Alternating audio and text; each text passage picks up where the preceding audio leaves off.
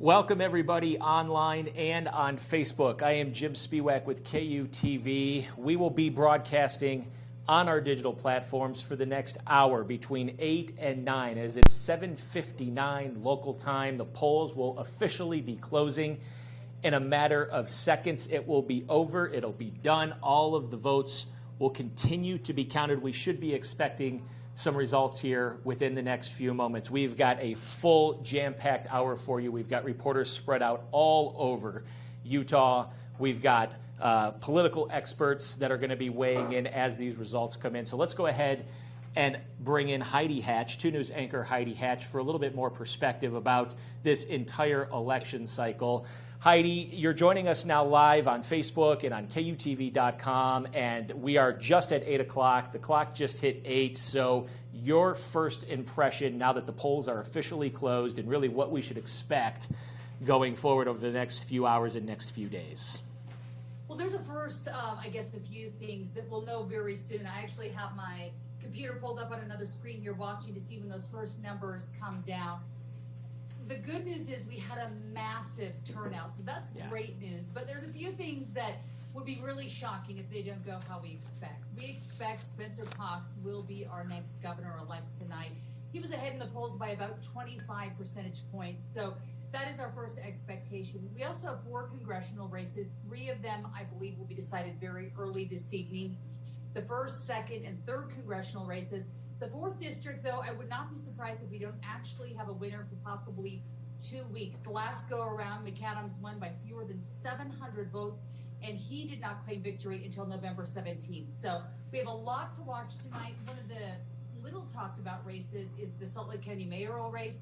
I'm super interested in that, and we have so many constitutional amendments to keep track of. So, Heidi, we're taking a look. We've got the numbers pulled up on another screen here, so if my eyes are not pointed directly at the camera, that's why.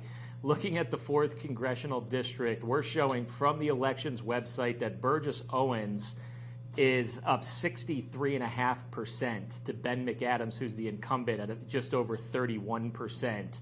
Those are, again, the early votes. Those are the votes that have been tabulated from ballots that have already been processed. That does not include everything. But taking a look at that race, it looks as if right now Burgess Owens is in the lead very comfortably. Also taking a look at the gubernatorial race, Spencer Cox just shy of 69.5% of the vote. Democratic challenger Chris Peterson at 26.25%. So that's something that was pretty expected. In fact, in the primary, Spencer Cox went up against, among other people, Jon Huntsman, former Governor Jon Huntsman, and the former Governor Jon Huntsman tweeted 34 minutes ago congratulating Spencer Cox, and also kudos to Chris Peterson for running a respectable race. That was about 25 minutes before the polls actually closed. So a couple of big spreads right there from the gubernatorial race and the 4th congressional. Heidi, your initial thought when you see those Burgess Owens numbers coming out of the 4th congressional district? Yeah, Heidi, your thoughts to that. Okay, so I'm gathering all these numbers just as you are too. Spencer Cox, I think those numbers are even a wider margin maybe than what we were thinking those numbers would come back as. The thing that struck me was the 4th congressional district, because we're looking at, it's hard to know how many people actually vote in the county. I need to do some math, but we've got more than 30,000 votes there.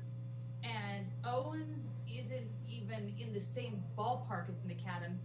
And the very last poll we had coming out they've kind of both been back and forth, but Owens was leading by 1 percentage point, which was within the close 3 to 4% margin of error. So we were expecting to be an extremely close race.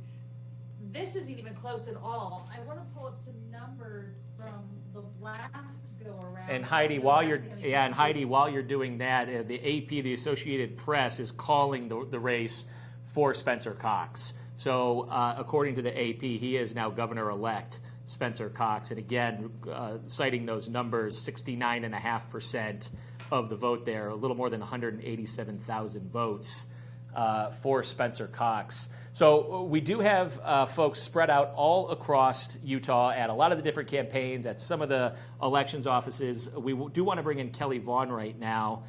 She is out at the Salt Lake County Elections Office. She has been out there all day long. She's been talking with Salt Lake County Clerk Sherry Swenson throughout the day. We've had a big turnout from in Salt Lake County, I should say. Looking at the most recent number, about 429,000 ballots cast in Salt Lake County. So there's Kelly Vaughn right there. Looks like she's outside of the elections office. So Kelly, we are live on Facebook right now. We're live on KUTV.com. Are you starting to see some of the numbers come in? I know that you've been hard at work out there at the elections office. What's going on out there right now? All right, so inside the elections office, which is right over here, the polls have just closed. They're starting, the sheriff's officers are going to start bringing in those ballots to get counted. We're actually going to get a look at that we'll have for you later. But right now, I'm actually outside where there were some demonstrations going on before, because there's a few incidents, I guess, that I wanted to update you guys on. First, it started with here on this side, right outside the building. There was a large group of supporters of President Trump here early this morning. As soon as we were here, as soon as 2 o'clock, there was a group here, and then eventually across the street behind me, a group of Black Lives Matter demonstrators kind of developed. And throughout the day, there's kind of been back and forth. The crowds have grown and shrunk, and right now, there's only a group of Black Lives Matter demonstrators left across the street. But I was talking to law enforcement out here, and there was 2 kind of incidences. The first, I don't think I can flip my camera. Let's see. Oh yeah, I guess I can. Let's see. If you can see, well, now of course all the cars are coming, but there is some glass basically in the road right now because there was a window that was broken. I spoke with law enforcement. They confirmed with me, or they said it was likely a demonstrator. They wouldn't say if it was, from which side of the demonstration. I have heard people just that were here out on the streets have kind of told me what they think, but nothing confirmed from police. The other thing that I'm working to get some more information on now is just down the street at the Tanner building. Law enforcement say they had an incident there around 2 o'clock. Oh, actually, sorry if you can see that. I think the police are calling me back right now. I will catch up with them in a second. But there were some questions because I was told that there might have been some sort of device.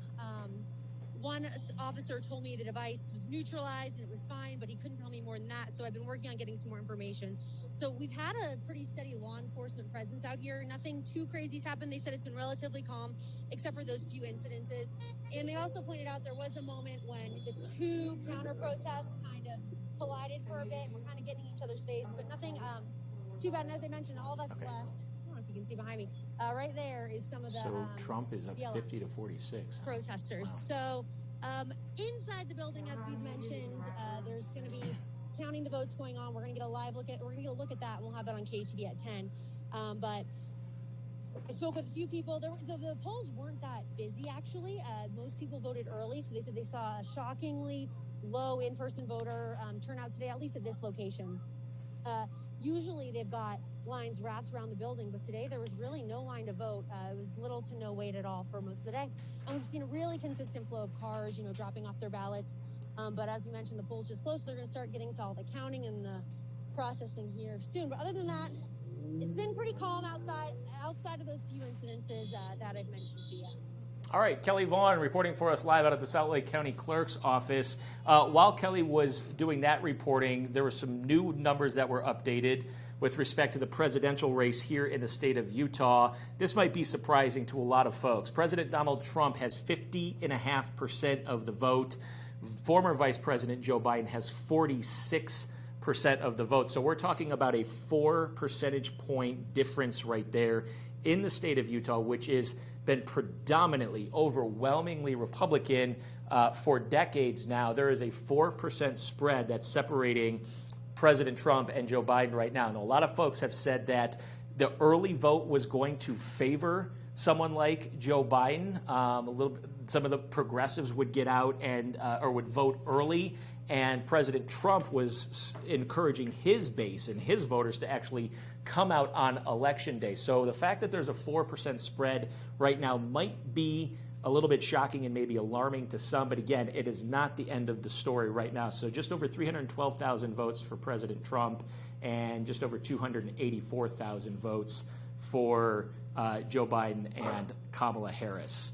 So if we could probably bring back Heidi in again, just real quick to dissect some of these numbers again and talk a little bit more about some of these numbers. So Heidi, we were just talking about the presidential numbers right there where President Trump has a 4% spread right now. He's up 4% in Utah, which probably is a bit of a shock to some folks. Yeah, that is certainly a lot closer than what I was expecting. I've still been digging through those numbers. I'm looking through and also seeing that there's a lot of people who went for third-party choices here, but I don't think we were expecting it to be that close. Last time around, we have Evan McMullen, who was a third-party candidate that drew a lot of those votes, and so we were getting visits from the vice president, Pence at the time. We were getting both sides. The Hillary bus came through town, but we didn't get any of that because I don't think anyone thought the race would be this close. So obviously these are early numbers. It's hard to tell which counties are reporting, but since I've been talking to you, I was also checking out the 4th congressional district race. The numbers have definitely jumped up now in favor of McAdams, and he's currently at 104,000 votes, and Burgess Owens at 85,000. In comparison, if you want to look to 2018, it was a spread of about 700 votes, each candidate getting about 130,000 votes. So if we were to gauge it off of how people voted last time, we still have, I'd say, 50, 60, 70,000 votes that are still going to come in, which could put it in either direction. So we're going to watch that one closely, but definitely a whole lot closer in the presidential race than I thought that would be. Yeah, and you bring up an interesting point, Heidi. Just in the few minutes that we went and we spoke with Kelly Vaughn, who was out at the clerk's office, by the time we came back here, the numbers had changed pretty drastically. And I think that's something that voters and people watching need to be cognizant of is that these numbers are going to continue to come in throughout the night. And so they're going to come in batches. They're coming in from counties all over the state to the elections office on their website there, and then they'll be able to post them. So if you see wide fluctuations in some of the numbers, at least initially, that is probably why. I think what we're going to do now is we're going to go to Michael Locklear, who has been embedded with Congressman Ben McAdams throughout the course of the afternoon and into the evening here. And taking a look at the numbers again, it looks like Ben McAdams right now, the most recent count is he is now ahead by about 9 percentage points. So we have Michael Locklear now. Michael, if you could maybe turn your camera, your vertical right now. There we go. So we're looking at the numbers right now. You're probably seeing the same thing. We are showing that Congressman McAdams has about a 9 percentage point lead right now. Take it away, Michael. Right, yeah, so these early votes showing McAdams up by about 20,000 votes. Of course, early results are no indication of the outcome of the election, but good news to see that, McAdams has about 104,000 votes compared to his Republican challenger, Burgess Owens, having about 85,000 votes. The congressman is here. We're at Pat's Barbecue in Salt Lake City, and this is where supporters and friends have been coming throughout the evening.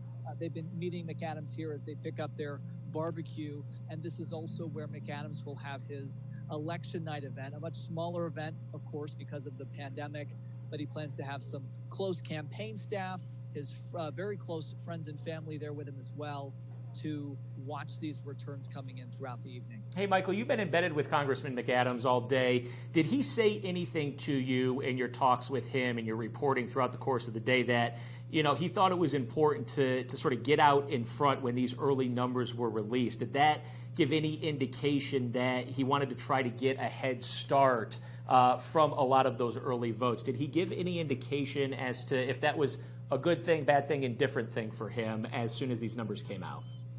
I did hear McAdams mention to one of his supporters about 5 or 10 minutes ago that his polling showed him ahead, but that it would be a very close race.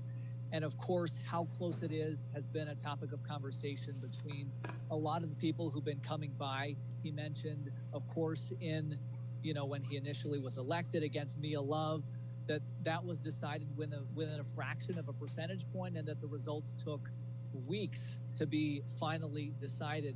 I asked him if he expected an outcome tonight in his race. He said that there's a good likelihood that we'll go to bed without knowing the results on this race because, of course, it is one of the most competitive federal seats in the whole country. Yeah, and that district is comprised of parts of Salt Lake County, Utah County, San Pete, and Juab County. And so those are the 4 counties in part that make up that 4th congressional district. That is something that we will be keeping a very close eye on throughout the course of the evening and over the next couple of days. Michael Locklear reporting live for us out with Congressman Ben McAdams. Thank you very much, Michael. I do want to say that there's been a huge turnout in terms of voters this year. At last check, we had 1,214,681 people that have cast a ballot here in the state of Utah. You compare that to all of 2016, and it's almost 63,000 more ballots that were cast in all of 2016, and we still have a lot of ballots left to count. So in terms of the number of people that have come out to vote this cycle, this time around, it's been rather overwhelming. We're sitting at about 8:14 right now. We are expecting sometime in the next few minutes Governor, or I should say Spencer Cox, who's governor-elect, Spencer Cox at this time. That's according to the AP that has called that race. He is expected to give a statement and speak to the state as he is now governor-elect, Spencer Cox. Taking a look at those numbers right there, those were updated again. He is sitting at just over 60% of the vote. Chris Peterson, his Democratic challenger, at 35%. This was a very interesting gubernatorial race because during the primary, Utah voters had a lot of options. There was former Governor John Huntsman that was very close, former Speaker of the House Greg Hughes, Thomas Wright, who's been involved in Republican politics for a very long time, and then, of course, the current Lieutenant Governor, Spencer Cox. Another thing that's interesting is that now at least the last two governors of the state of Utah were previously lieutenant governors. Remember, current governor Gary Herbert, he was lieutenant governor for then Governor John Huntsman, who became an ambassador to China. And Governor Herbert has been in that position now since 2009. So let's go ahead and bring Heidi back in to talk about this a little bit more, because Heidi had a chance to speak with Lieutenant Governor Spencer Cox earlier today. And Heidi, we are expecting him to give some sort of a speech or statement in the next few minutes, so we're keeping an eye out for that. But you spoke with Cox a little bit earlier. What did he have to say about all of this in this race? He's been at this for about a year and a half now, hasn't he? He has. He tossed his hat into the ring in May, not of this year, but the year before. So definitely a year and a half. It's probably the longest run usually, for an office like this. Yeah. He obviously had a sense that with an open seat and an open primary, there would be a lot of people getting in early. Obviously helped him. It was an exciting year, I think, because we had 4 qualified candidates in the race. He did have a very close race, though, in the primary, 36%. He realizes that it was a close race. He says he's worked very hard in the last few months trying to gain support from the other Republicans who had a different horse in the race. He was confident going into tonight, but he said, hey, it's 2020. You never know what to expect. So he said he was a little nervous going into it and watching, but he, I think, would safely have to say that he was expecting to win tonight and would have been shocked otherwise. So we're keeping a close eye on his Facebook page. We're expecting at about 8:15, which was a couple minutes ago, to be hearing from him. I've got his page pulled up and I don't see that yet, but he's at home in Fairview tonight. He told me that when he tossed his hat into the ring, he thought if he was running and winning, that this would be something that would be happening in a grand ballroom. There'd be balloons, there'd be lots of treats, lots of friends, hundreds, if not thousands, but this is happening COVID and 2020 style at home in Fairview. So definitely not how he probably imagined the night, but definitely a big deal and a big win for him tonight. One of the things when you look at the big presidential race right now is a lot of people are saying that if President Trump does not get reelected, in part it could be a referendum on how the federal government has responded to this pandemic right now. Lieutenant Governor Cox has been the head of the COVID-19 task force here in the state of Utah. With numbers like what we're seeing, and with the AP already calling that race, if anyone thought that there might be some sort of a referendum with how he and the task force and the unified command have responded to the pandemic here in the state of Utah, that point is now moot because he has won the race right now, according to the Associated Press. Absolutely, and I don't think with the numbers that we're looking at that that's going to change at all. Right. It's difficult to say. I know everybody likes to think that everything trickles down from the top down, but Utah, for governors for decades, have really voted Republican. And Chris Peterson, I think he ran a good race. They ran a good candidate. Democrats sometimes have a hard time getting good candidates in the races, but he doesn't have the experience. And I think even for someone who may have stumbled and made some decisions that people are judging right now, there's definitely more experience when you look at Spencer Cox, who's been a lieutenant governor for 8 years. Now, I talked to him today, though, about the fact that there's a very different role you play going from whether it's vice president to president, lieutenant governor to governor, because the buck stops with you. And he understands there's a difference. He will be the one who's in charge. He says he'll have a good team around him. But there's a few issues, not just COVID he's going to have to deal with. There's homelessness. We're also going to be talking a lot about the recovery from the pandemic, businesses, the economy. He's going to have a lot on his plate. Well, he does have 8 years experience. He's been a county commissioner. He's been in the legislature. There's a lot he's going to have to tackle. He's still young, and so I'm guessing that he's going to surround himself by a lot of people who can help him guide through this, because he's got a lot on his plate. Yeah, and in a day and age where we're seeing a lot of divisiveness in politics, him, and to his credit, his opponent, they ran a very cordial campaign. They did not run attack ads. They said, we're going to do this the very cordial way, and it's proof that running a campaign like that can still bear fruit even in 2020. So we now have some numbers from the Salt Lake County mayoral race, where Democrat incumbent Jenny Wilson, as we take a look, we put those numbers up on the screen, she is up 17 percentage points over Republican challenger Trent Staggs, who is the current mayor of the city of Riverton. So if you remember Mayor Jenny Wilson, she has been in office for about 2 years now. She, during a special election, was elected by the Democratic Party when Congressman Ben McAdams went off to Congress. So let's go ahead and bring in Haley Cromwell-Home, who has been embedded with the Wilson campaign for the better part of today. So Haley, we're now seeing the initial numbers where Mayor Jenny Wilson is up 17 percentage points. Your thoughts? Yeah, so checking in with Mayor Wilson earlier today, she seemed pretty comfortable. She said no matter what happens tonight, though, she'll be back in the office tomorrow working for the county. She was still making phone calls up into the afternoon today to try and get those last few voters who hadn't cast their ballots to go ahead and vote for current Mayor Wilson.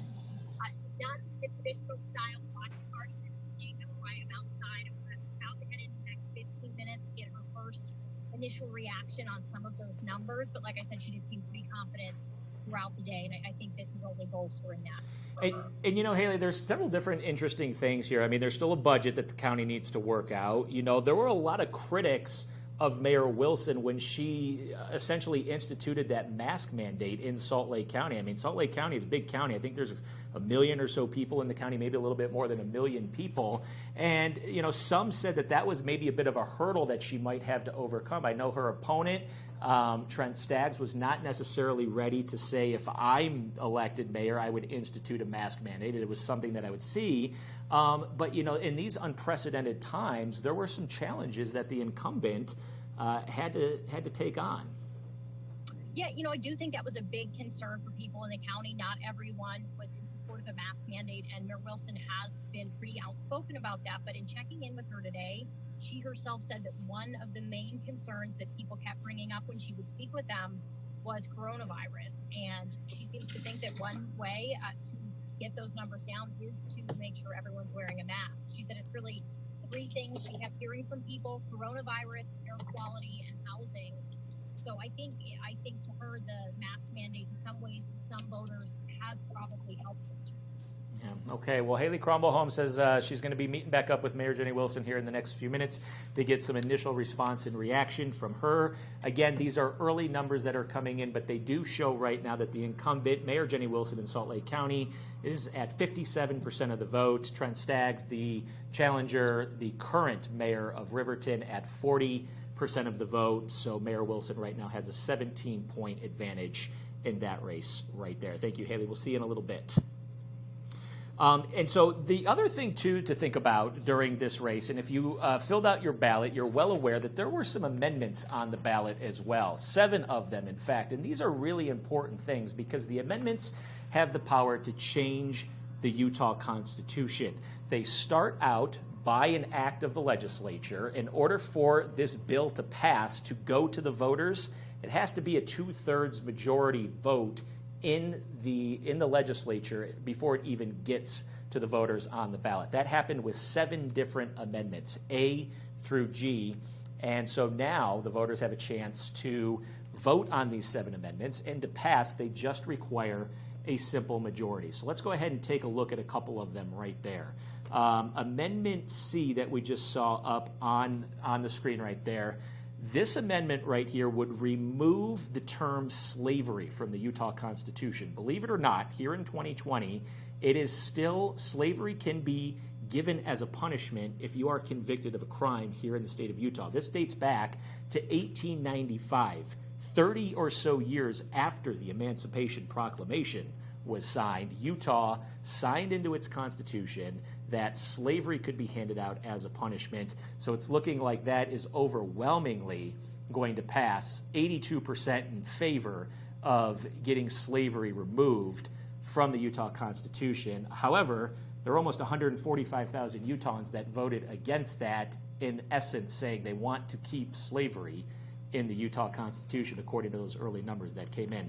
I'd also like to see if we can pull up Amendment G, because Amendment G was the other big one that's being talked about, and this one is not as close as some people initially thought. So what Amendment G essentially does is that it would change the way education is funded in some respects.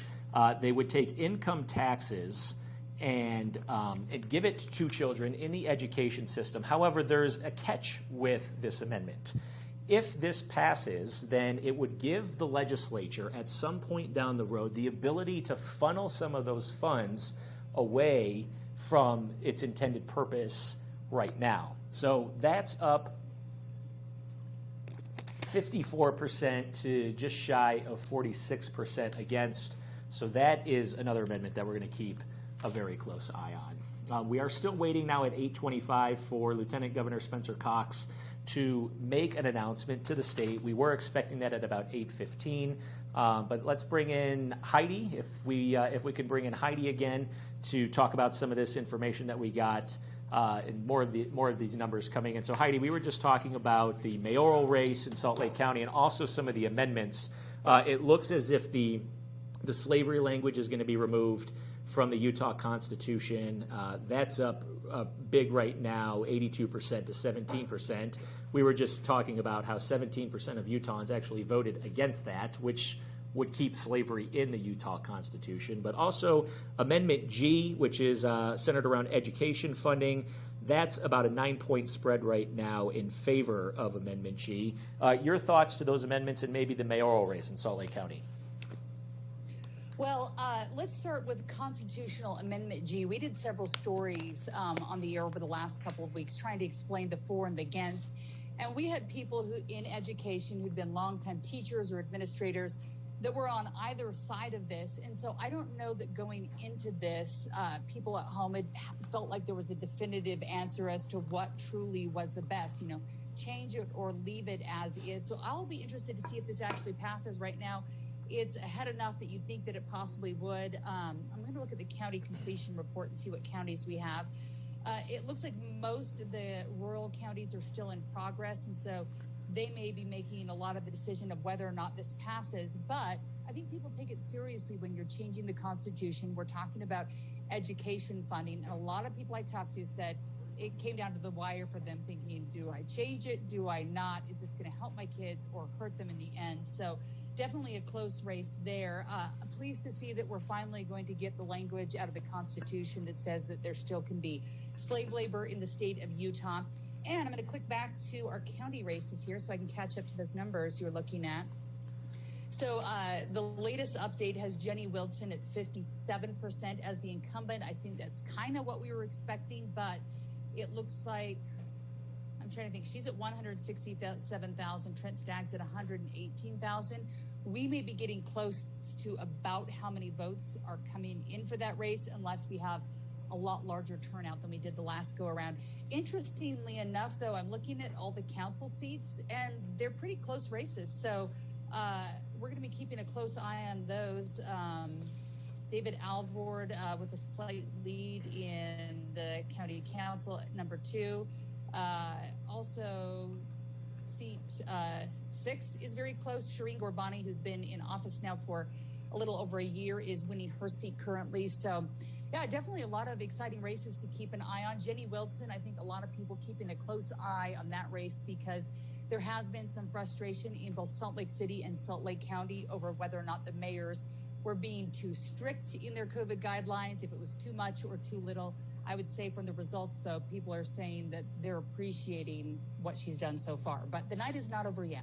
Yeah, and to that point, on the mayoral race, Kyle Harvey has been with Trent Staggs, the mayor of Riverton, throughout the course of the afternoon and into the evening. We'd like to bring in Kyle Harvey for a little bit more context around the challenger in that race. He is the Republican on that ticket in that particular race, the Salt Lake County mayoral race. And so, Kyle, are you able to see and hear us? You have been with Mayor Trent Staggs. You've been following his campaign throughout the course of the day. The early numbers coming in, looks like, based on the early numbers, he's behind about 17 points right now, Kyle. You know, I didn't quite hear all of that, Jim, but yes, he's going to be a big underdog in this race. We knew that coming in. Just to give you some history, it's been about 17 years since a Republican has sat in that county mayor seat. When Ben McAdams was running for his re-election in that spot in 2016, he beat a Republican challenger by 75,000 votes. So that is the gap that Staggs is going to have to close if he's going to win this race. He's really going to be dependent on that southwest corner of the county. He is the mayor of Riverton, so he's got a lot of name recognition. He's worked a lot with the people down there. That is going to be the area that he needs to win big in. And, you know, Kyle, it looks like when you add up the numbers, he might be running out of time and running out of votes to catch up and make up that 17-point spread right there. But in talking with him, what was most important to his voters? So I think if you think back to 8 months ago when he was first launching this campaign, it was right on the heels of that very contentious vote about the Olympia Hills development out there. This is an area that's getting a lot of development, very dense development, so transportation corridors, congestion, infrastructure was something that at least until COVID, that was what a lot of the people in that area were talking about. That was kind of his groundswell of support were people on those issues. Now, I did ask him today, though, the world has changed in the last 8 months. Are those still winning issues for him today? He believes they are. He talked to me about a voter he actually was on the phone with today who was undecided, and he was able to, he says, sway this voter on those issues of the development in the Southwest, the long-term planning for smart growth. So he still thinks that's a winning issue. He has come out in opposition to some of the ways the county has dealt with COVID. He thinks that the money from the federal government through the CARES Act could have been spent differently, could have spent better. So it's been a part of his campaign. But he is hoping that development group is what is going to come in, or the smart growth group is what's going to really turn this race for him. All right. Well, Mayor Trent Staggs has some ground to make up. Again, right now, trailing the incumbent Mayor Jenny Wilson by about 17 percentage points. Mayor Wilson at 57%, Mayor Trent Staggs at 40%. Kyle Harvey out at the Trent Staggs campaign. Thank you very much, Kyle. I think we want to go ahead and take a look at the presidential race again here in Utah. So we'll pop it up again, and it looks like there's a little bit more of a spread as more of those numbers have come in. That is something maybe a little bit more in line with what people were expecting. President Trump at just shy of 55% of the vote, and Joe Biden at 41% of the vote. We haven't had a chance to take a look. Actually, if in the upper left-hand corner, if you can hit results by county on that, we can, and scroll down a little bit, we can maybe take a look at, there's just so many people on the ballot, it's kind of hard to see, but you can see President Trump right there in the third column, and if we scroll down a little bit, he got a lot of support in Cache County, he got a lot of support in Davis County right there. Salt Lake, he picked up 114,000 votes in Salt Lake County. Tooele, 17,005. Utah County, that was going to be a big hot spot for him, and historically has voted very Republican. So that's just a little bit of a breakdown on the presidential race for President Trump throughout the state of Utah. But again, it's only one state. Utah has 6 electoral votes, and I think what we want to do now is we want to bring in Jim DeBacchus and Greg Hughes. Jim is a former state senator here in the state of Utah. Greg Hughes is former Speaker of the House, and you may hear or see them on the Take Two podcast that they do weekly with 2 News anchor Heidi Hatch. We also have former KUTV political reporter Rod Decker. Rod, you've been taking a look at the numbers. What say you? Trump is holding on tenaciously, but it still looks like Biden. You talking about across the whole country? Presidential election, yeah, the nation. Okay, so Greg Hughes, to that point right there, you take a look at the numbers right now, and you think what? I love it. I'm telling you right now, there were 6 states that Trump had to win just to get to a place where he's in the game. He had to win Florida, Georgia, North Carolina. He was down by 7 points an hour and a half ago. He's now taking the lead in that state. Ohio, he was 11 points down, Jim, an hour and a half ago. He's now ahead in Ohio. He has to win Iowa. Okay, that's 6 states. At that point, 2 more states in America. I'm telling you, it's Pennsylvania of what used to be the blue wall. It's Pennsylvania. I'd love Michigan and Wisconsin, but I think Pennsylvania is the state. And then you got to come down to Arizona. But Arizona's got 2/3 or 3/4 of its votes in already, and Biden's ahead. So Arizona's not a gimme. Certainly Pennsylvania's not a gimme, but it's certainly a race tonight, which is what anyone listening to the polls is saying that Trump was done for. You love being in the game at this point of the election night. And so, Greg, I mean, we see the early numbers come in. Biden might be a little bit ahead, but the people that actually went to the polls today, are those numbers that the president is really banking on to try to get him over the hump? That's right, Jim. And what we're seeing is in some states, they're reporting a 70-30 Trump advantage. I mean, they were saying, Biden's camp was saying, look, the president would have to get more than 60% to even be competitive in this race, which they didn't think was likely. What you're seeing in exit polls, at least in the exit polls, we'll have to see as the states trickle in. But in exit polls, you're looking at a 69-31. You're looking at well over 60% Trump support on election day, and that's big. Florida was big. He got a giant Hispanic vote. He almost split the Miami-Dade area in southern Florida, which Hillary Clinton in 2016 won by over 300,000 votes and still lost Florida. President Trump was very competitive in Miami-Dade, which not a lot of people saw. So I'm telling you, nobody's measuring for drapes. Nobody's counting their chickens before they're hatched. But this president's in this race in a way that I don't think heard from the political pundits and the pollsters up until tonight. And so, Jim DeBack, as former state senator, when you take a look at some of the information and data that's coming in, when we look at independents, when we look at women, female voters, and when we look at Hispanics and the way that they are voting this cycle, when you take a look at the whole big picture, you're thinking what right now? I was hoping for a blowout, which was probably asking too much. And it's quite clear what happened, which is the president for a long time has been telling people to fear the mail-in votes and that there's conspiracies and it's a bad way to go about it. And it's no wonder that this avalanche of Trump people came in on the day of voting, because in a lot of ways that was their assignment to wait till the last minute, and they did. So as I look around, I see North Carolina very, very much at play. Georgia, Texas is still in play. If you were a betting man, you would still bet, I think, on Joe Biden. The path is just more clear for Joe Biden than it is for President Trump. But certainly anybody can win this race. And so, Jim, do you think, based on, there's still a path for Joe Biden to win, do we think that the polls, I mean, we listened to the polls, we heard it in 2016, the polls coming in again had Joe Biden up a considerable margin. Are we done listening to polls? Well, the big poll is the one that we all tuned out, which is the national poll. Of course, it doesn't matter what the national poll is. He may win very, very big in California, and you still get the same number of electoral votes if you win by 50 or if you win by 1%. So there is a lesson there, and I think a lot of us have come to understand the matter of state polls. And frankly, I don't see a lot of disparity between what's happened so far and the state polls as they've gone. Yeah, all right. So another hotly contested race here in Utah. There's been a ton of interest, a ton of money from outside of the state being poured into the 4th Congressional District. Rod, when you take a look at the numbers, Ben McAdams right now has about a 9 percentage point lead with the early numbers. When you take a look at that, you think what?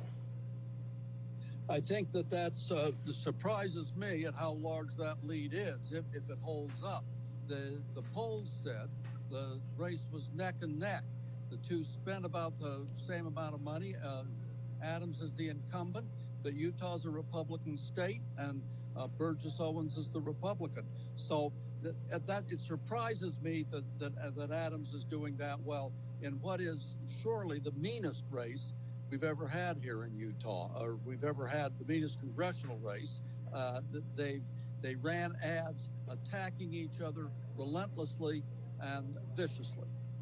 Greg, is that the strategy for the 4th District? I mean, there was no love lost between Mia Love and Ben McAdams 2 years ago. There was no love lost between Ben McAdams and Burgess Owens based on, the campaigns that were run and all the ads that we saw. Are you surprised by this? It isn't personal. It isn't personal. It's national money, a national race, national style, and and all three of those things mean that it's mean and low down. Yeah, that's a fair point. But Greg, when you take a look at these early results in the 4th Congressional, your take is what? I would concur with Rod. This is the tough part about congressional races, and especially if you are Ben McAdams, you represent probably the most Republican congressional district in America. The Republican National Party is going to target that district heavily, as they have in elections past. Ben McAdams only won the 4th Congressional District with 700 votes in 2018. This is a presidential year. You're going to see more Republicans, more people coming out to vote. So you're going to see both the National Party on the Democrat side to defend that seat.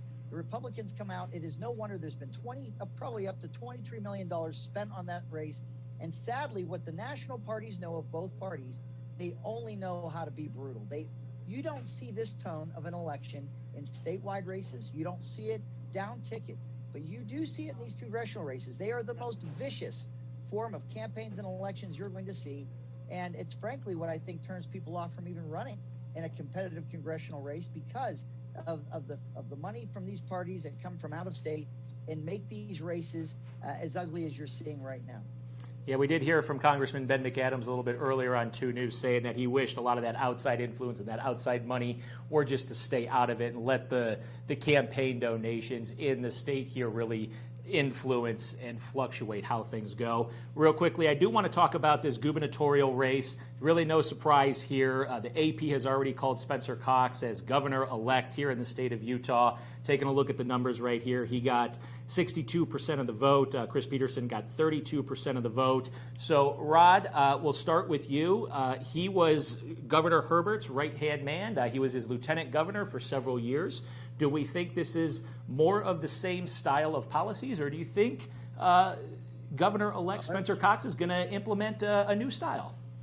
I believe that this is the election where most continuity in Utah history, a gubernatorial election, except when a governor was running for re-election. Spencer Cox, as you say, was Gary Herbert's right-hand man. He'll do some things different, but he'll do the big things the same. Both of them, their number one priority is a strong economy, and they say you get a strong economy by a good business climate, by helping and catering to business. Number two priority is education. Both of them want good education, not enough to raise taxes. Neither one of them advocated taxes. On moral issues, both of them are moderately conservative. So it looks as if in this election, America may choose an entirely different course, but Utah is steady as she goes. Hey, Jim, we heard former Vice President Biden say, listen, if I'm elected, I'm going to be a president for people that voted for me and those people that didn't vote for me. For those people that did not vote for Spencer Cox here in the state of Utah, is he going to be a good governor for those folks? It's hard to tell. I mean, he's been living in the shadow of Herbert, and he says, I've always been the number two, and you don't always know what I would think. That it's like being the vice president. So we'll see. We'll see. Look, Gary Herbert always said, my number one job is education. And when he came in 10 years ago, Utah ranked 50th in education spending. And now, after 10 years of that being his highest priority, guess where Utah is in education funding? It's 50th. So I think that if he follows in the footsteps of Herbert, there's not going to be a lot to cheer about. And getting back to the McAdams race for a minute, what's happened is Salt Lake County has come in. 15% of that district is Utah County, a strip of Utah County, and then it goes some of St. Pete County. So those are more likely to be Republican votes. He's got about 20,000 vote lead, and I'm going to have to get here with a calculator and look at the turnouts and see how the math is. But Ben did very, very well in the city that he was the county where he was mayor, and we'll see if that lead in votes in Salt Lake County can get him through. I just don't know the answer. All right. Well, one thing is for certain. I tried my best to rile you guys up. We need to get Heidi back from her COVID quarantine to get Jim and Greg a little more riled up. I tried my best. You guys are awesome. Rod, you're always great. Thanks so much for being with us, giving us that added context and perspective. I do want to say real quickly before we go to the Director of Elections here in the state of Utah that Utah's 6 electoral votes is being called by CBS. CBS is reporting that the 6 electoral votes will go to President Donald Trump. That just coming Jim, in. You know, we have one of those electors here, right on this panel. I'm an elector. I'm going too. You can't keep me away. I'm going. You're going to go, but you're going to vote for the losing candidate, Hughes. That's all. No, I'm not. In fact, I'm going to go try to get those other states to vote with me when I get there. Good luck with that. All right. Good luck, all of you. Safe travels. And so let's go ahead and bring in the Director of Elections, Justin Lee. He is a very, very busy guy this time of year. He kind of oversees anything and everything election related. He's a wealth of knowledge on all things campaign-wise. So Justin Lee is now joining us live on Facebook and over on KUTV.com, the Director of Elections in the state of Utah. Justin, thanks for taking a few minutes with us. Your initial thought and reaction as these numbers are starting to come in now. A lot of people have been waiting for this moment. Here we are. Your thoughts? I've been waiting for this moment for 4 years now. Presidential elections are a big deal and are always looming there. But honestly, I'm proud of the people of Utah. During this pandemic, we asked people to vote by mail, to vote early, and they came through and did that. So honestly, I just have a lot of pride for what we did. We heard a lot of skepticism about voting by mail. We've done all of the reporting. The USPS has more than enough capacity to handle it. The clerk's office says that we're going to be just fine. We've been doing this, here in Utah for a little while now. But across the country, there's been some skepticism. Did we have any major issues or hiccups that you know of right now? No, we really didn't have any major issues. Ballots were delivered on time. They got back to the county clerks well. So little hiccups here and there, but that's always going to be the case with elections because we have humans running the elections, so there's always little errors. But no major issues with by mail or with the post office. And that's how we thought it would work and hoped it would work, and ultimately that's how it did work. So with that being the case, why does vote by mail work then? Why is it successful? I mean, we've been doing it here in Utah for a little while now. You're saying we didn't have any major issues. Why does it work? One of the things I think is what you just said is we have been doing this for a while here in Utah. We've had hiccups over the years. We've hit speed bumps. We've run into long lines when counties have gone by mail the first time. And I think the experience from the voters and the experience from the county clerks paid off here because it's not the first time. There wasn't as much of a learning curve for anybody, both the voters and the county election officials. So it worked well, and it's also easy. As voters get those ballots, they have time to study the issues. We have more drop boxes than we've ever had before, so people could drop those off. So our experience is a big plus for us here. So walk our viewers quickly through the process logistically of what happens now. The polls have been closed for 48 minutes. And so what is happening right now and what will happen over the next few days? Because there's a term that a lot of people might not be familiar with. It's canvassing. So what exactly is going to be happening between now and the next few days when this thing is finally official? Yeah, that's a great question. So for the rest of the night, the counties will upload the results of anybody who voted in person today. And then they're going to see those by-mail ballots that have been, turned in today, not turned in, but received tomorrow through the mail. And they'll process those over the next couple of days and weeks to make sure every single vote counts, every signature is verified. And then we'll have final results from some counties starting next week, but for most counties in 2 weeks, they have 7 to 14 days.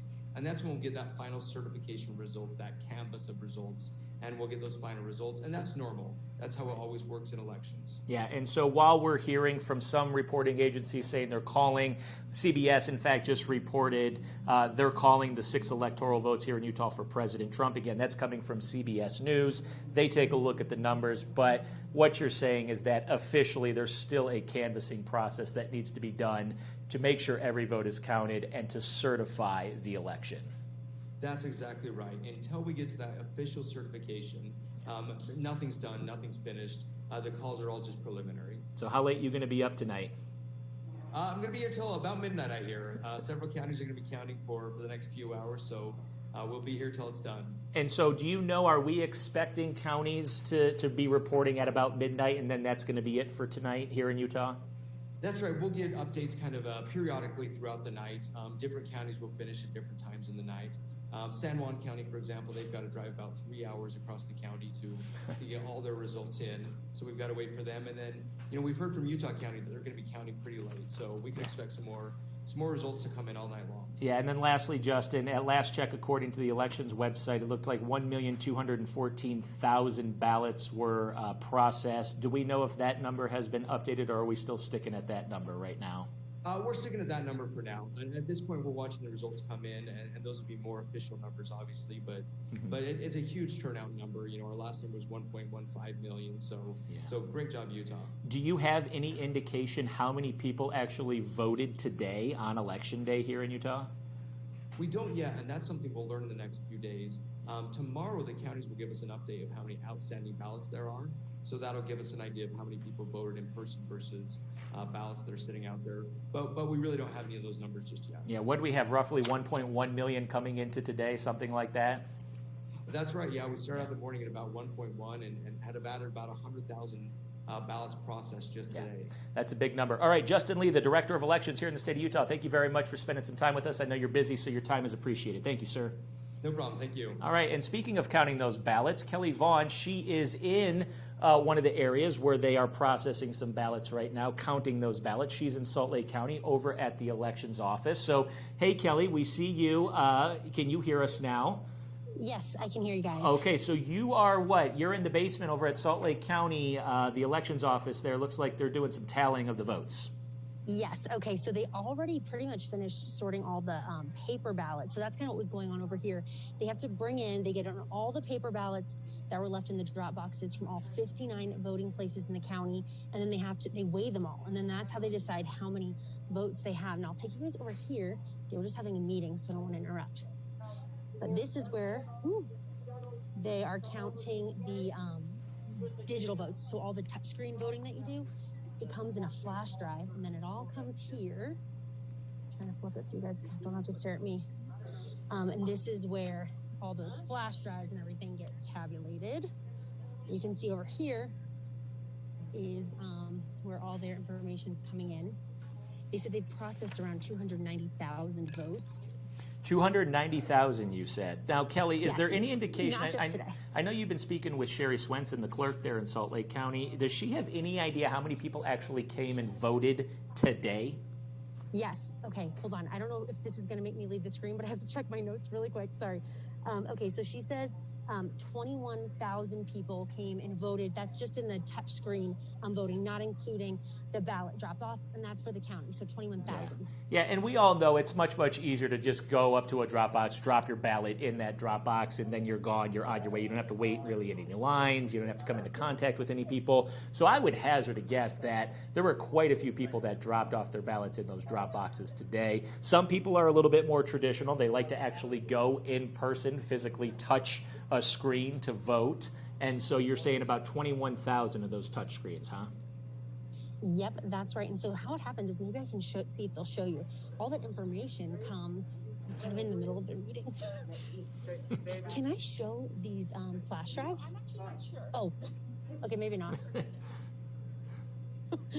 Okay, well, we were looking at them before. Okay, The worst they can say is no. At least you asked. they just look like regular flash drives. Sorry, I was just kind of in the middle of their pre-game meeting, so I was in the way.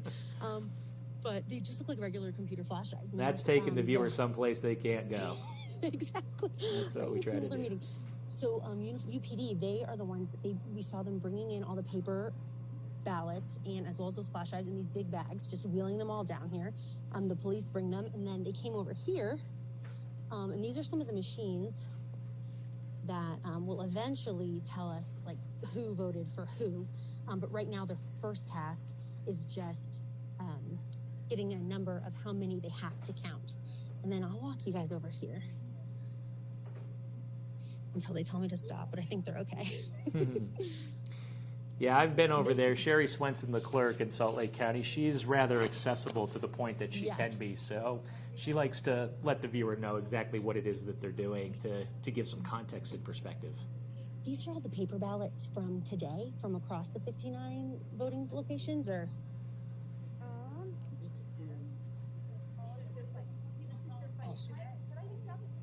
Just getting some info for you guys. Oh, here we go. Here's the stash, Jim. About 43,000 I've got so far. Wow. And then there's going to be another 10,000 up there, so that's about 50,000. 50,000 paper ballots just today, he's saying. On top of the 21,000 touchscreen? Yes, and those votes were including ones from early voting too, I believe. But you guys have to weigh all these? Is that how you count them? That's how we're counting them. You know, we'll run them through the Agilus machine, and that'll give us the official count. And then how late are you guys going to stay here? Oh, no, we're just staying until all the ballots come back. Okay. And then we'll just start again tomorrow morning process. Okay, wow. Okay, this is kind of cool. So look at all these. These aren't going to be included in any counts from the lieutenant governor since Okay. they haven't been. Right. The other count, the ones that are counted are just the ones that were on those flash drives. And everything that, all the paper ballots that came in before today. Okay. Wow. All right. Well, thank you so much for letting us see all these. Definitely more. And I'll walk over and see if they're out of that meeting on the other side and be nosy again. All right. Well, Kelly, it looks like we probably only have about 4 minutes or so left in this digital broadcast here. So we'll let you get back to the counting there at the county clerk's office. Thank you very much for showing us that perspective, that firsthand perspective.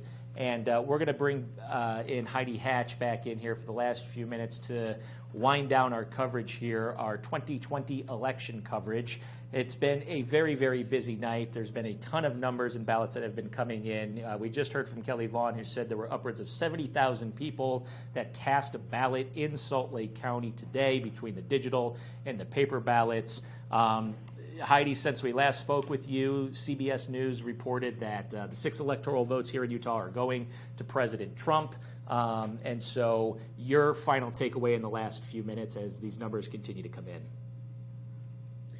My final takeaway, it certainly looked closer in the presidential race than we expected early on. But as I'm looking at these returns, most of Utah's rural counties still haven't reported yet. And those are definitely going to swing definitely to the right. Not always, but it seems like that's probably the direction they're going to go. Right now, we have 3 congressional winners as expected. The 4th congressional district, there's so many votes missing at this point. It's going to be tough to say where we stand. I think when the night ends tonight, the thing that I'm paying closest attention to is the race that was called the soonest. And we're talking about Utah's gubernatorial race.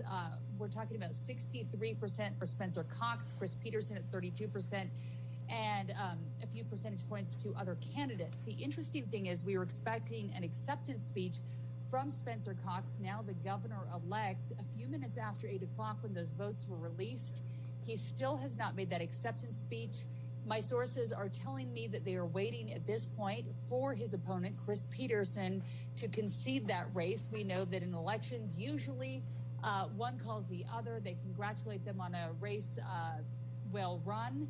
My understanding is those calls have not been made, and Spencer Cox, until he speaks to his opponent, will not be making an acceptance speech. So we wait. It is almost 9 o'clock at night, so a little later than we expected, but you never know what's going to happen on election night. There's a lot of emotions and a lot going on. So hard to read behind the scenes. So Heidi, we are getting word that Spencer Cox might be on Facebook right now. We're going to try to pull that up. We're looking like we're trying to get that feed right now. We're looking at a video. I'm not sure if this is a like a setup video before If he it's just speaks. a picture of him with his daughter.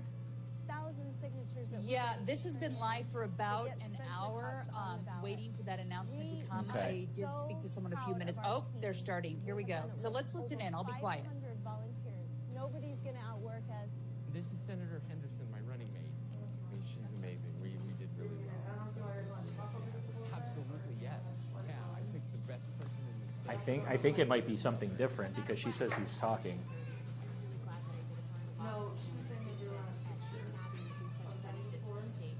The Associated Press is calling the Republican gubernatorial primary for Lieutenant Governor Spencer Cox. Lieutenant Governor Spencer Cox said he's ready to unite the Utah Republican Party after winning the primary race for governor. After almost a week of waiting, the latest election results show Lieutenant Governor Spencer Cox winning the race by just 90. All right, so Heidi, what we're seeing right now is still a promotional setup. Looks like Spencer Cox on the campaign trail. And Heidi's muted still.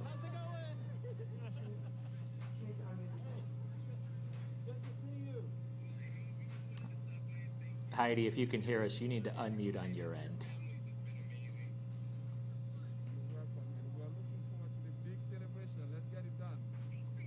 Okay, can you hear me now? We can hear you now, yeah.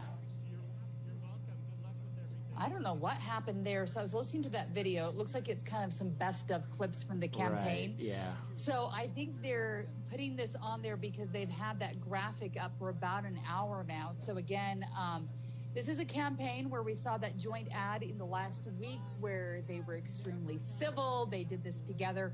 So definitely this is taking longer than we all expected. But as we mentioned, you never know what happens on election night. So I think Spencer Cox is waiting for that official word to come from the Peterson campaign. As soon as we get it, we'll bring it to our viewers, whether this show's still going on. We'll post it on KUTV.com and have it tonight at 10 o'clock. I did have a scheduled interview at 9 o'clock with Spencer Cox, now the governor-elect, but that has been bumped as we wait for all of this to unfurl. It so looks like Deidre Henderson is at the microphone. Let's go ahead and listen in. That is Spencer Cox's running mate, Lieutenant Governor. Unusual year for campaigning. I am Senator Deidre Henderson, and very grateful to be here with my husband Gabe and two of my 5 children, Sydney and Jimmy. It's been an unusual year for campaigning, and we have really missed being able to be face to face with so many of you this year. But we are deeply honored by the support and the generosity that's been shown by our Thanks, Chris. When Spencer asked me to join him as his running mate earlier this year, one of the reasons that I said yes was because of his unwavering character, his clear vision, his commitment to civility, and his deep love for the people of the state of Utah. Yeah, we'll wrap it. He's always put And I mean, depending on how long it above goes. politics, and that's something that we need more of in our elected leaders. I am humbled and grateful to be elected this year, especially to the position of Lieutenant Governor in a year that celebrates the 100th anniversary of the 19th Amendment, which guarantees the right to vote for all women in America, and the 150th anniversary of the first vote taking place here in the state of Utah, with Utah women who became the first women in the nation to vote under equal suffrage laws. Franklin D. Richards was an early leader in Utah, and he said that equal suffrage would prove the brightest and purest ray of Utah's glorious star. Utah has been a beacon to the nation for many years, and I believe that we Say will again. continue to be, but we have a lot of work to do. I'm ready to get to work with Governor-elect Cox to extend that Utah dream to every person living in every corner of our great state. And as I take on the responsibilities of Lieutenant Governor for the state of Utah, I will be building upon the Heidi's work clear. I've done in the Utah Senate. All right, so we'll just wrap up whenever. I mean, we don't even have to listen to the As we recover whole from thing COVID, per se. and we will work to rebuild an economy that delivers equal, abundant opportunity for all Utahns. Thank you for your support over these many months. We are ready to get to work, and I am ready to announce and to introduce the next governor of the great state of Utah and the next First Lady of the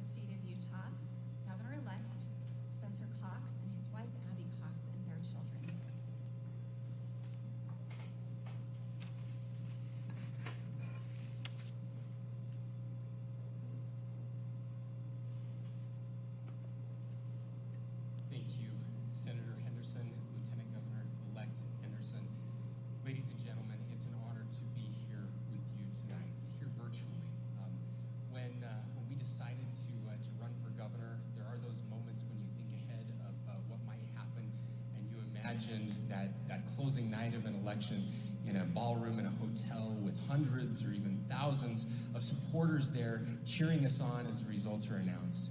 Well, like so many things this year, COVID has changed the way we do elections and the way we do celebrations. And so we find ourselves here with my family, but not here with you. But we are so grateful for your kindness, for your generosity, and for your support. You just got to hear from your next Lieutenant Governor. Senator Henderson is an amazing person, an incredible advocate. She has served brilliantly in the Senate for the past 8 years. And I've said this many times, but I know that she will be the best Lieutenant Governor the state of Utah has ever had. And I know a little something about Lieutenant Governors. She's also incredibly well prepared, and I appreciate her speech. I'm a little less prepared tonight because I wasn't sure exactly what I wanted to say until this moment. But I have to start by telling you where we are, first of all. We're here in my hometown of Fairview, a town of 1,200 people, the place where I was born and raised, the place where my ancestors settled over 160 years ago. We're raising our kids on that same farm. We're actually here in what we call the Peterson Dance Hall. This is a building that was originally built by my pioneer ancestors and so many others in 1895. It was built out of wood, and the prize of the building was the wood floor that, with master craftsmanship, that they sacrificed to make this incredible parquet wood floor. Now, unfortunately, they realized several years later that the building was a fire hazard, but they didn't want to give up on the floor that they had spent so much to build. And so they did the unthinkable. They actually built a brick structure around the wooden structure and then removed the wooden building out the front doors, keeping the wood floor intact. It's a floor that is still here today. It's a floor that served for many generations. There were community dances, parties, bands played here in this incredible alcove in the back. But then that building fell into disrepair for many years. By the way, it was a roller skating rink for a while when Abby and I were kids, but it wasn't taken care of. The roof was falling in, and the building was condemned. I had the opportunity to serve as the mayor of this town, and we needed a place for Fairview to come together. We needed that community center. And so with the help of my dad and so many others here in our town, we decided to take on this project, to restore this building and add this incredible stage on the back. And that's exactly what we did. So many Utahns came together with the Eccles family, who gave a very generous donation, and we were able to restore and add to and improve this incredible building so that it can serve for many generations to come. Now, there's obviously a metaphor in there for all of us and for the state of Utah. We are going through a tremendous difficulty right now. COVID is just literally destroying lives and families. It has caused a great illness, of course, a collapse in our economy, not just here, but across the world. We're so grateful for the many Utahns that have made sacrifices to prevent and slow the spread of this virus. As Senator Henderson said, the day will come when this virus is but a memory, and we believe that day is coming very soon. In the meantime, we have great work to do to continue to save lives. We ask you, we plead with you, please wear your masks. We know how to slow this disease. Wear your mask, socially distant, physically distant, 6 feet apart. Spend less time indoors with people that are not part of your immediate family, and let's save more lives. But when we get through this pandemic, and we will, we have an opportunity to rebuild something even better, something that will serve our state for generations to come. It's our opportunity to show the rest of the nation that there is a better way, that there's a better way to do politics. We've worked very hard to show the nation that there is a better way to do politics this year.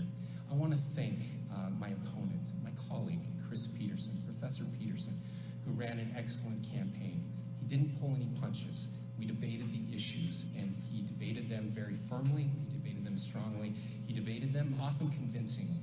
And I was so impressed with the way that he ran his campaign. But the thing he didn't do was resort to negative tactics, to character destruction, to trying to tear his opponent down. And we did the same thing, a commitment that Abby and I made to all of you a year and a half ago when we started on this journey. I'm so grateful that to my campaign staff, to all of those supporters, the volunteers, the thousands of volunteers who sacrificed on our behalf to help us on this campaign over the last year and a half, because we did it the right way. We did it without tearing other people down, and that is what our nation needs more of now more than ever. It has been an incredible year and a half. When we announced in May of 2019 that we were going to run, we made a couple promises to all of you. One of those promises is that while other people may outspend us, no one would outwork us. And we have tried with all our might to work as hard as we could for all of you over the past year and a half. Now, obviously, this year did not turn out exactly the way we had hoped, but we are so honored to have earned your support in a very big way tonight. We know that there are lots of votes left to be counted, but we so appreciate what we are seeing as a clear mandate for our vision for the future. Now, I want to conclude with just a couple things. 2 years ago today, Abby and I were actually in St. George. We had just finished. We like to run a little bit. We're not fast and we're not very good, but it allows me to eat a lot more than I should. We had just finished running a half marathon, the Snow Canyon half marathon. And as I crossed the finish line exhausted, we were celebrating having met our goal and finished. And I got a message that one of our soldiers had been killed in Afghanistan. Now, I know many of our soldiers who are serving over there. I've had the opportunity to meet with them and send many of them away. But I had one that was very special to me. He was a dear friend. He had served in political office. We had talked together about the future, our future together, the future of our state, what we could do to improve our state and make it a better place. He was serving as the mayor of North Ogden, and you all know the story by now, Brent Taylor and his incredible wife, Jenny, and their amazing family. When I got that news, I said a little prayer, hoping and praying that it was not Brent. Unfortunately, about 20 minutes later, I found out that it was indeed Brent. Many of you will remember that just before he passed away, he had been through elections in Afghanistan, and he talked about how incredible it was to see them participating in the democratic process. And then he shared a message with all of us. He shared a message about how important it was for us to participate in the process, in our elections process. How important it was for us to look at each other as Americans, not as Republicans and Democrats. How important it was for us to come together, to do better, to be better, to lift one another, and to improve our nation. Well, those were his closing words to the world, and they resonated across the world. I was reminded again today on the anniversary of his passing, how important those words are and how much we need them now. My fellow Utahns, my promise to you, I'm not the governor of the Republican Party. I'm the governor of the state of Utah, and that means all of us. I represent not just Republicans, but Democrats, unaffiliated, those who believe in things that are very different than me. No matter what your race, your creed, your religion, whatever it is you believe in, whoever you are, we see you and we care deeply about you. We want your voices to be heard. Now, obviously, there is a political process, and elections do have consequences. But one of those consequences should be that we reach out, that we work together. We have forgotten in both major parties that the purpose of elections is not to tear people down. The purpose of elections is to convince people that what we believe is the right thing and the thing that will better their lives and better our communities and better our state. I want to say something to my Republican friends out there. We have some very strongly held beliefs and things that we care about. If you really believe in low taxes, there is a responsibility that comes with that. It's a responsibility to take care of those who are struggling, those who are living in intergenerational poverty, those who are homeless. We have to do more for them. If we really want to stop abortions in this country, and I believe strongly in that, I believe strongly in the right to life for the unborn. But if we truly believe that, we have a duty to reach out to the unwed mother, to help those that are struggling, to help those that are less fortunate than us. If we believe in the right to life, we should believe in life for everyone. And if we truly want this country to be successful, if we believe in liberty, there's a duty that comes with believing in liberty. It is a duty to give back. It is a duty to make sure that justice and the rights promised to us in our Constitution are available to everyone, black, brown, white, rich, poor, rural, urban. It is our duty to make sure that they have the same opportunities that we enjoy. We must be the party of civil rights. We must be the party of the downtrodden. We've given up too many of these issues to other parties and let them define us. We cannot be a party of selfishness. We must forever be a party of selflessness. We are losing a generation. I don't know what's going to happen at the national election, and quite frankly, it doesn't matter. Whoever wins the presidency, as Utahns, we will work closely with them to make sure that Utah has the best and brightest future possible. But I want the young people in this state to know that we care deeply about you and we care deeply about each other. And our policy and our dogma must reflect that deep caring. I love this state. It's been the honor of a lifetime to serve with you over the past 7 years. I want to thank Governor Gary Herbert and First Lady Jeanette Herbert for their incredible leadership and example, leading us through the Great Recession, through the greatest prosperity in our state's history, and through a once-in-100 years pandemic. They have shown true love, true dedication, and true leadership, and it has been the honor of a lifetime to serve by their side. As we move forward, let us look up with the brightness of hope, because we know that there are better days to come. Utah is a special place. Fairview is a special place. And there is a piece of Fairview in all of us, wherever you live, big city, small town. In Utah, we care about each other, we care about our communities, we care about our state. And most importantly, we care about our country. We are Americans first. Let us commit today to give our best to those who need it most. Let us look forward with hope. May God bless each of you this night. May God bless the great state of Utah and the United States of America. Thank you.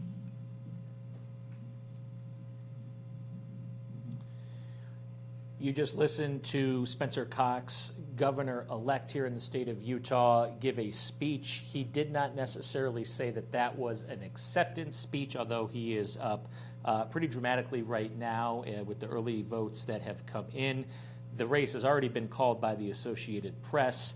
He ended by saying that he urges all Utahns to give their best to those who need it most. That's coming from current Lieutenant Governor Spencer Cox. We also reached out to his opponent, Chris Peterson. Their campaign sent us a statement saying that Chris is spending time with his family and closely watching the results as they come in. The election is over when every vote is counted, not only with his race, but nationally and here locally, where some races are being decided by 50 votes. End of quote.